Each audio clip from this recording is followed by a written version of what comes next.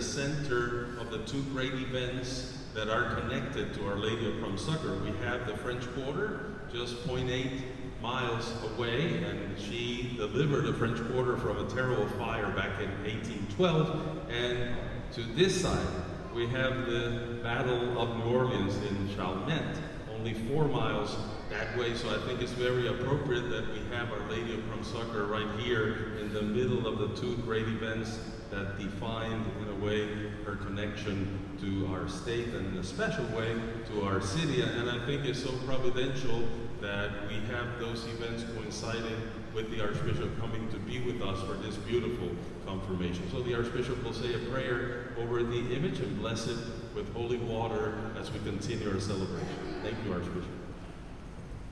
May I just add that the statue of Our Lady of Prom Succor is really very beautiful.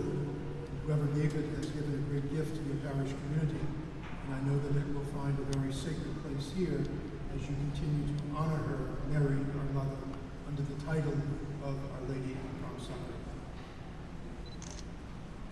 Loving God, you have given us Mary, your mother, the mother of your Son, Jesus, and we honor her under the title of Our Lady of Prom Succor, for she has been for us a refuge and a strength in times of challenge. We thank you for her life, for her glory, for her protection.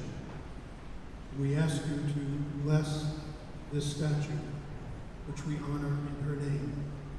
May all those who reverence this statue come to know Mary and her prompt succor to all of us, as she gives us prompt help.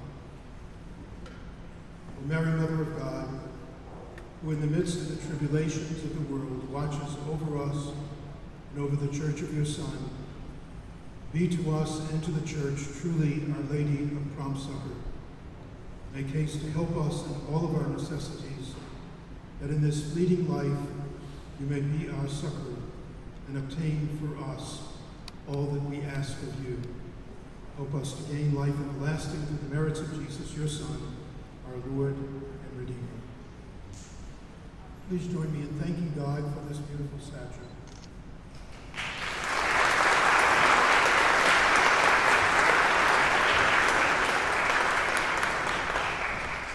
Just a few words to thank the Archbishop for being with us, and I have assured him of our prayers. Thank you as well for being here tonight. I know it's a Monday night, so it's a tough night, and just to make sure this Mass doesn't count for next weekend. So it's a privilege and a blessing to have Archbishop Aymond with us, and also to thank the people that have helped so much, our now newly confirmed young men and lady, and we're very proud of all of you, and I see you at Mass, and I worship with you, and I add my comments to what the Archbishop said as I call the fact that you're called to go out and to share what you have received tonight, and there's so many other young people that need to hear that voice loud and clear. So congratulations to all of you. Thank you to the musicians that have inspired us and helped us tonight, for all the ministries represented here, and for this community. We assure you, Archbishop will continue to pray for you and to be with you and support you. Thank you, Father Jose. I would like to join Father Jose in thanking all those who served in the various ministries. Thank you for making this a very beautiful celebration, especially our music ministry. Also to Deacon Jesse Wadley, not only for being here this evening, but also for your diaconate ministry to the parish community. We're very grateful. And also to Deacon Lynn Inger, who served as our Master of Ceremonies. I would like to thank Father Jose. He serves as your pastor, and the word pastor means shepherd. And he also serves as the father of this local community, of your parish community. And Jose, I want to thank you for being a pastor, a shepherd, and father to this community. Thank you for giving your life to priestly ministry.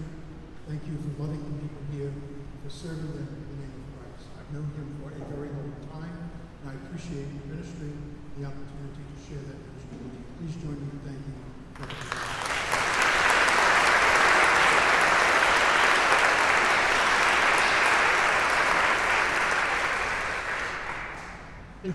conclusion, I would like to ask you to join me in two special prayers every day. The first is a prayer for peace. When we think of peace nowadays, or I should say the lack thereof, we think of the Ukraine, where there is indeed a terrible war. But it's not just there. There are other parts of the world where there is war and the rumor of war.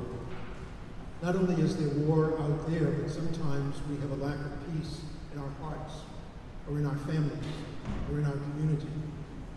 Let us not only pray for peace, but let us do our part to work for peace, that we come to know the peace of Christ.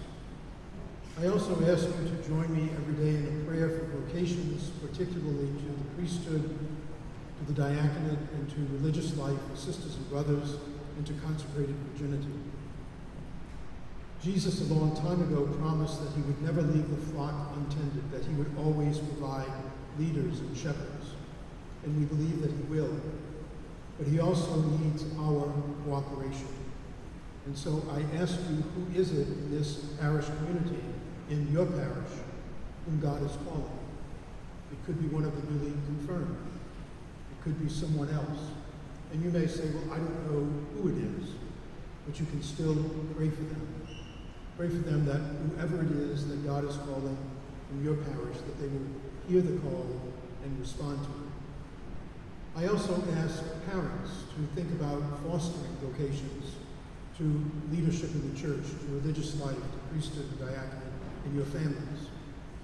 Ask your daughter or son if they have thought about it, or if they tell you that they've thought about it, to respond with an openness of heart and a word of encouragement.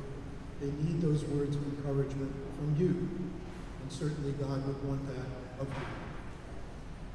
In conclusion, I would like to ask the newly confirmed to please stand. We want to congratulate you one more time, and to thank God for you and for the faith that brings you here tonight. Please join me in thanking God.